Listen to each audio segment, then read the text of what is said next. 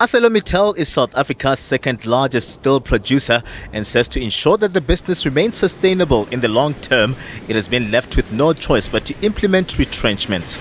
This is part of its restructuring exercise of its steel business. After the public announcement, we can effectively now only start the dialogue with customers. I think you guys will appreciate that we're a listed entity and we have to keep things fairly tight. So we will typically talk to customers, understand their, say, 6 months demand profile and their plans to switch, and then adjust our winding down process to accommodate as far as possible these customers. In terms of the workers, the number is 3,500. The company says the country's apparent steel consumption has decreased by 20% in the last 7 years, with low market demands in key steel consuming sectors, limited infrastructure spend and project delays. Economists say the rolling power cuts and reduced exports in the steel and mining sectors have negatively affected the industry. The issues of logistical cost, logistical inefficiencies from Transnet in terms of raw material supply have been some of the major issues that have actually dominated the industry in terms of the challenges that the industry has been facing.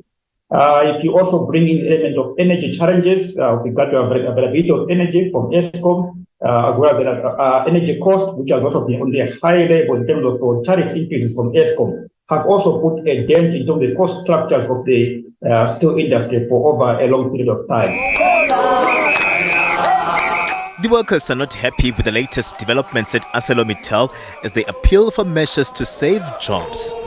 We are deeply worried about what this is going to mean for workers and their families. This is a country that doesn't create jobs. So to lose a job today means you are possibly unemployed in perpetuity. We really need the South African government to step in and to intervene, because we cannot, in an economy like ours that is not growing, that is frustrated by load shedding. And by the way, we've also picked up on what they've said regarding load shedding.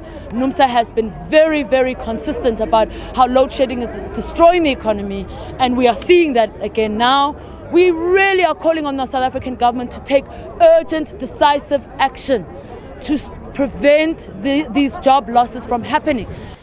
ArcelorMittal's long steel unit produces fencing material, rail, rods and bars used in the construction, mining and manufacturing sectors, with the company saying it is in consultation with customers and stakeholders on a 6-month plan, with the wind-down process expected to kick off in January.